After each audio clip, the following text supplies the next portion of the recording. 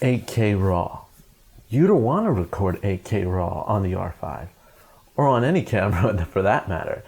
You only need up to 4K, or maybe 1080p in RAW. Why can't you get that on the R5 and they only let you do 8K RAW and that's it? Let's talk about it. If you're new to this channel, consider subscribing. I'm Magnus, talk about new cameras coming out and also tips and tricks. And kind of in this situation and in this conversation, we're going to do a simple conversation technology-wise as to why you can't record anything less than 8K RAW on like the R5. Basically, if your first question is, what is RAW video and why do so many people, or at least why is it something that's important to record? RAW video is basically similar to RAW photos. If you don't know what either of those are, let me explain very briefly. When your sensor records data, whether for video or for photos, it processes that data that the sensor records and gives you a picture. Most of those pictures that are processed are JPEGs on the cameras, although the latest cameras have a better compression method that's like HIF files or something that actually give you better quality pictures. But it's still the sensor then interpreting that data into colors and give you a new photo. But that raw data that's captured in the sensor, a lot of people want that file before it's processed in camera, because if you can edit with those raw files, you can tweak it and make the colors look and pop the way you want them to, rather than letting your camera decide what looks best on your recording. For years, digital cameras have been able to do that, but not so much video cameras. And the only cameras that can process raw video basically are the more expensive ones, until a few years ago when you start to have companies like Blackmagic and others, such as now Canon, giving you raw video capabilities in their less expensive cameras. Now, their latest camera to allow you to record raw video is the R5, which I'm doing right now. But in all these cameras, it seems that it basically limits you to one resolution for the most part. Like the Canon R5 only lets you do 8K RAW. It doesn't let you do 4K RAW or 1080p RAW. Now, let me talk to you about why that is. And I'm getting technical, but I'm trying to keep it as simple as possible. So your full size of the sensor records 8K RAW. Because you're getting that sensor data. Each site on that sensor is just picking up, giving you a bunch of numbers. It's not doing anything with it. But if you want it to be that same sensor, but lower resolution, like lower pixels, it has to do some processing.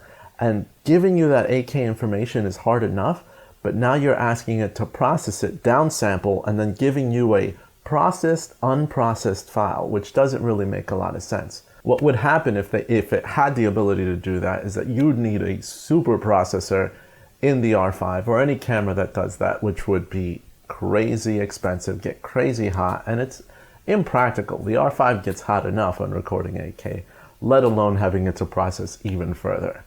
But the Blackmagic Pocket Cinema cameras do permit you to not only record 4K and 6K full sensor, but then it has cropped RAW video.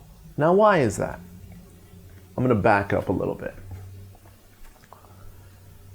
So what you're seeing right now is that I've cropped in on the R5 to a 4K image. So now what you're seeing here is a 4K RAW video. But in order to do that, it had to crop inside, or I had to crop the video in post. But this is the method that Blackmagic uses. For example, I have the Blackmagic Pocket Cinema Camera 4K, which is down there. It was somewhere around here. So I have the Blackmagic Pocket Cinema Camera 4K. I can do 1080p RAW, but in order to do that, it crops in on this sensor because it's still giving me that sensor data. Though those cameras do a little bit of processing when it comes to that RAW footage, it will not, like, of course, use the whole sensor to downsample to 1080p. It just won't do that, again, because that's very processor intensive. So the R5 in itself would be able to give you 4K, but that functionality would only be expected if you're cropping in on that sensor to give you that 4K, if that's what you're looking for. Let me back up a little bit more here now. Now, if you're going to 1080p, you'd have to crop even more in on the sensor if you wanted raw footage on 1080p, which, sure, the R5 can do that. The R5 can do 4K and 1080p, If you do it in post, of course, take that raw footage and resample, not in the camera. But what you get with that type of footage is that you lose your ability to have that advantage of a full frame sensor, which is a shallower depth of field capability with your lenses and really cool separation. Because unfortunately, you gotta crop in so tight on that sensor, just like we're cropped in right now. So basically, that's kind of why you don't get the full frame 4K in RAW on the R5. And the fact that it could actually do the 4K full frame is amazing, but it still overheats the camera a lot. So closing up on this shot. Final word is that if you expect the R5 to do full frame RAW, you're sadly going to be disappointed. That's not ever going to happen, and it's not the way RAW works. But you can still get those crops in the R5 if Canon decides to put it out later, which I don't believe that they would. However, if somehow using less of the sensor and recording high quality RAW 4K is able to be done with a crop, hopefully, because in my opinion that would use less of the weight of the camera to just crop in and do that 4K and give it to you raw, I would actually probably use that feature, but who knows if Canon's actually gonna let us use it. Anyway, what do you guys think? Did you learn something today about raw video? Would you ever be even interested in recording raw video? I personally think 8K raw is better than the 8K compressed, and that's because of the live proxy recording that I get with the 8K raw makes it easier to edit right away the footage without slowing down my computer that much because I've got the proxy without having to wait.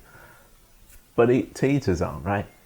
Anyway, if you like this video, you can like, share, and always makes my day if you subscribe today. This is Magnus, and I'm out.